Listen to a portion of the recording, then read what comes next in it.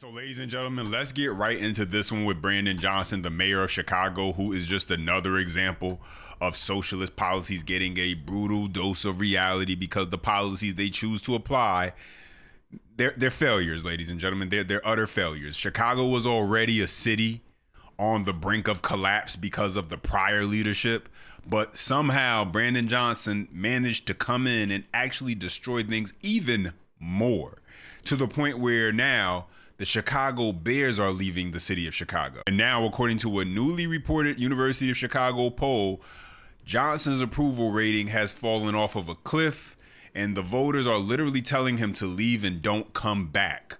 But the most damaging number is what is happening among Black Chicagoans who have basically abandoned the mayor. These are the same voters Johnson claimed that his progressive agenda was designed to represent, ladies and gentlemen. The communities where he told people that his administration would finally prioritize equity investment in working class neighborhoods. As we're seeing, that's not actually what ended up happening at all, and the residents have not been shy about expressing themselves. And so let's start right here.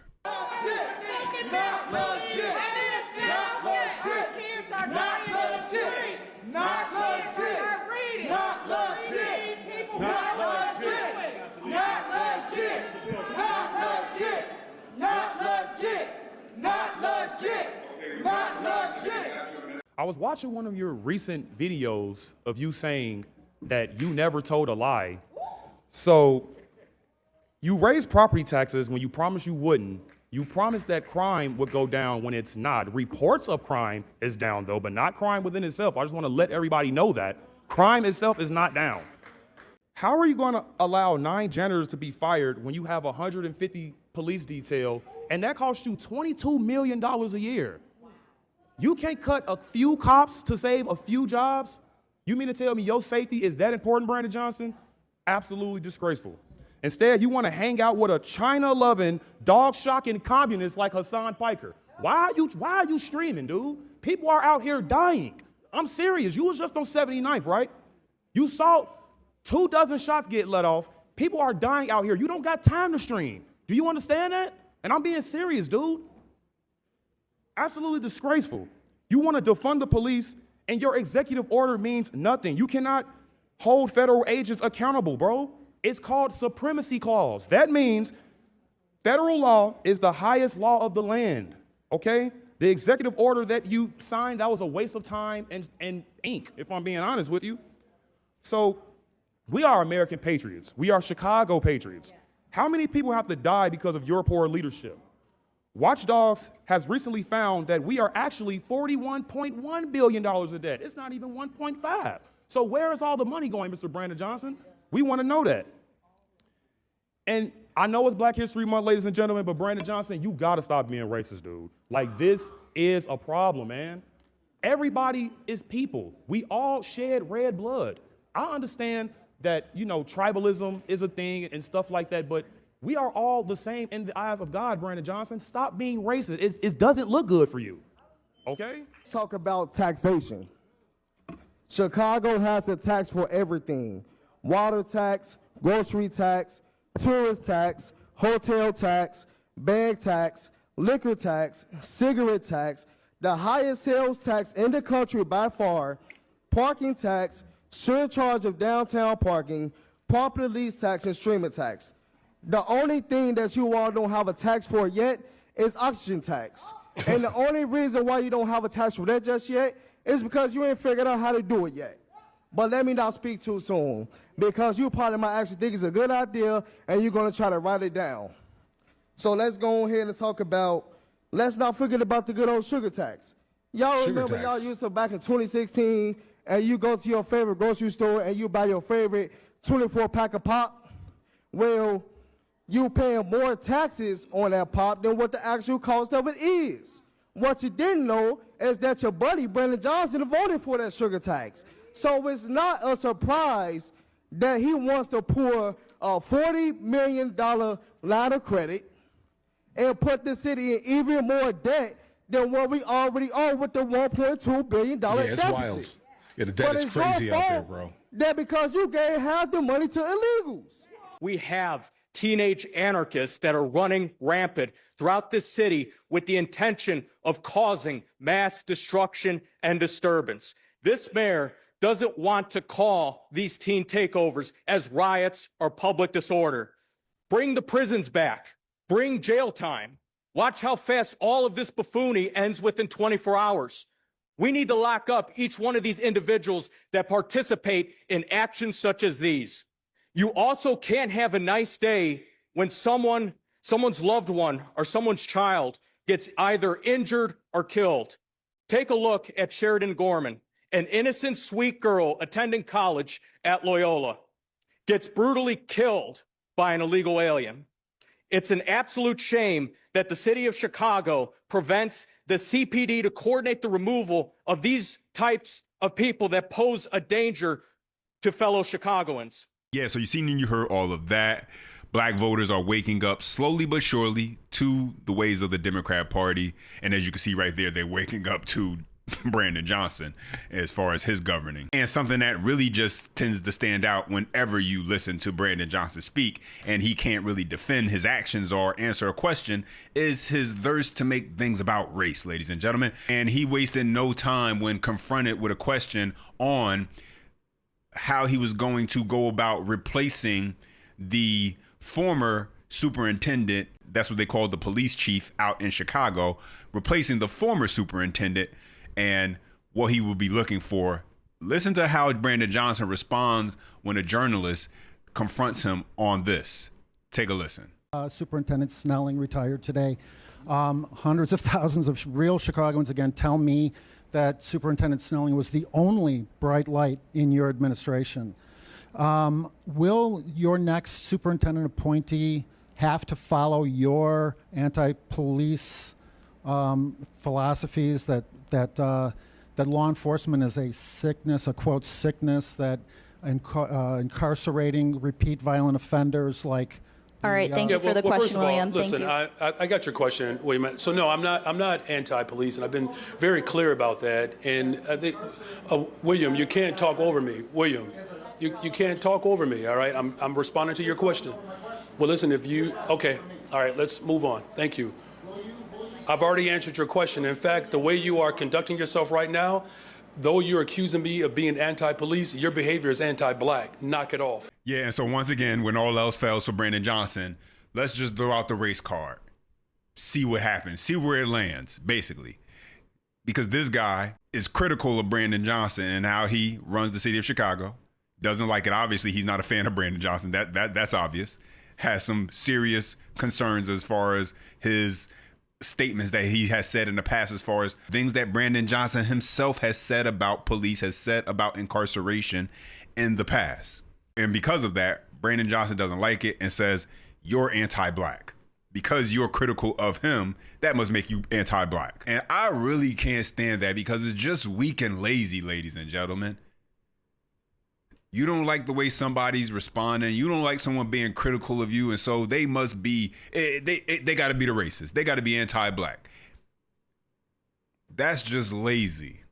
How about they're just anti-Brandon Johnson? I mean, really. But let's go to this next part because apparently there's a lot of people who are anti-black in Chicago because they want Brandon Johnson to get up out of there, including a vast majority of black Chicagoans. And so check this out. This one's considered a gold standard poll from the University of Chicago, and it's providing an education on how badly Chicagoans view Brandon Johnson and how steep that climb is going to be for his reelection. The revival and the resurrection of the city of Chicago. The city that delivered him victory 3.5 years ago is delivering a starkly different message now. Polling out today from the Mansueto Institute for Urban Innovation at the University of Chicago shows just 13% of Chicagoans want Mayor Johnson to run again. 58% of Chicagoans say they're not excited by another campaign. His job approval now at 23%. That's down 2 ticks since December. He needs some really big victories very quick. Former Alderman Dick Simpson watches the Chicago political landscape closely. This isn't just like whites unhappy with him. This is across all racial groups. And that makes it much more difficult. approximately 50% of the people on the South Side don't think he should run for re-election. When we sat down with Johnson in May, he did not want to talk poll numbers, which at that time were 10 points better than they are now. Your poll numbers don't give you pause for concern. Why are you worried about that? I'm just asking you. You're both. I've already expressed that, though. Here's what I'm like. Okay, but I mean, you are both a government leader and you're a politician, and we're talking about the vocabulary of politics, and which I'm is talking poll about, and numbers. I'm talking about the people of the city of Chicago. I understand. And their ability to feel safe and affordable in their communities. The poll says there is excitement for two would-be mayors. Secretary of State Alexi Giannoulias, who has yet to declare, coming in at a 52% on the so-called excitement scale. State Comptroller Susana Mendoza, who has declared a mayoral run, at 47%. Late today, the mayor saying he's still not sure about his political future. Look, I have not made, any, declaration or timeline around, when I'll make my intentions clear. Simpson says this poll may give Johnson pause before actually entering the race and may give some of those on the sidelines a fresh reason to run. In the Loop, Chris Ty, CBS News, Chicago. All right, and so let's go ahead and break this down, because right now, not even with his core base, which is the black community, they're not even falling for his language anymore. They're not falling for the things that he's saying versus what they're actually experiencing and what's happening in their lives. It's not lining up. And so all of the pandering as far as to the anti-black and, hey, everything is racist, the black community is looking at it and saying, well, Mayor Brandon Johnson, you got to show us something more than calling everything or everyone racist. And people are getting tired of the race hustler. Like, that is getting old, is getting played out, is getting to the point where it's becoming so recognizable. I mean, some people still fall for it. I mean, they obviously fell for it enough where they voted him in to be the mayor, but quickly, I guess, found out that that was not a smart decision, because he's been pretty much a low approval rating mayor for a vast majority of his time in office. Things have only gotten worse as far as the lack of support. He hasn't been gaining more support as he's been going through his time as mayor. He's been losing support. But listen, for voters in Chicago, specifically, I'm going to talk about the black voters right now. At some point, you have to realize that you can't vote just based on race and think that the black candidate is going to look out for you the best. You definitely can't vote based on the fact that, oh, they're a Democrat, they're going to look out for you the best. I mean, at some point, it got to come down to the policies. It got to come down to the agenda and what actually will benefit your community.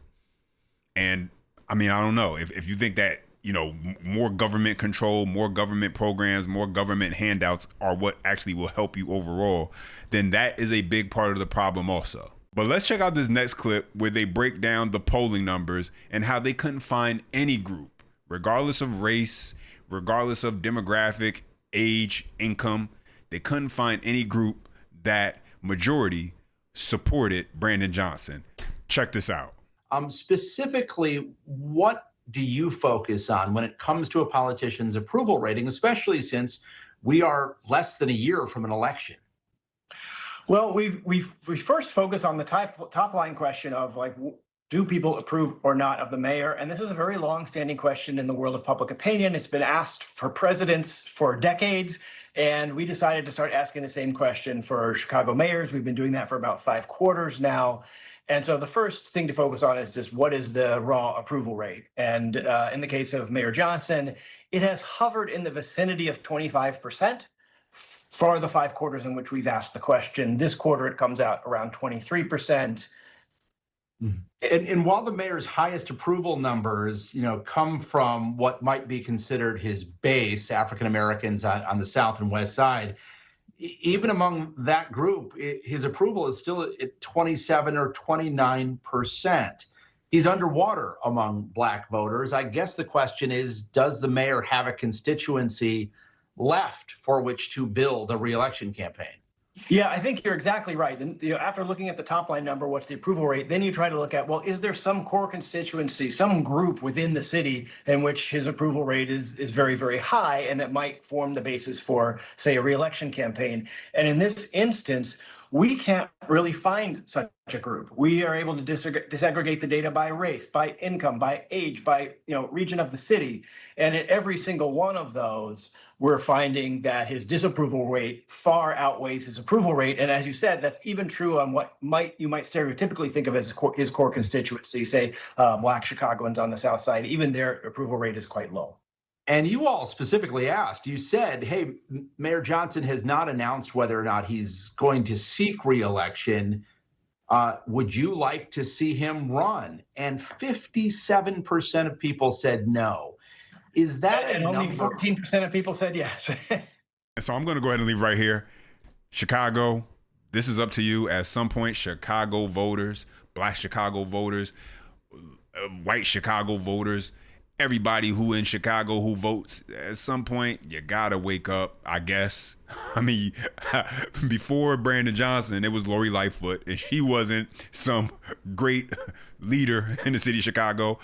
The city was on the brink of collapse because of a lot of the things she was doing during her time as mayor. Then they put Brandon Johnson in, and things have only gotten worse. I mean, the freaking Chicago Bears are leaving. Residents are watching their property taxes reach historic all-time highs. Businesses are leaving, whether they're deciding to leave the entire state of Illinois or just go to a different town, suburb, city in the state of Illinois to get out of Chicago. And so you have all of these elements, all of these conditions occurring, and it's happening as a result of the leadership, the policies, the way that those who are elected to be in charge are choosing to govern. And they're selling people one thing, this utopia of we'll find more people to pay for all of these government funded social programs to take care of your kids who don't know how to behave, Chicago, who want to run the streets and teen takeovers and destroy people's properties. We'll just get them a summer job wasting taxpayer dollars because you don't know how to get your kids under control. And so all these government programs, all this taxpayer dollars, and ultimately at the end of the day, what has it done for the residents? What has it done for the city of Chicago? Helped it spiral more and more out of control, ladies and gentlemen. And so, I mean, either people in Chicago are going to wake up and say, you know what, maybe we should start going more further to the center, maybe even to the right, because everything we've been doing when it comes to these individuals who we put in office, it's been wrong because they're the ones who are actually putting these policies in place, Brandon Johnson. But those are my thoughts in the update. Now I want to hear from you. Drop your comments down below. I appreciate when you guys chime in. Don't forget you enjoy the content, smash that thumbs up. That's the best way to let me know. For more, subscribe to the channel. And as always, until next time.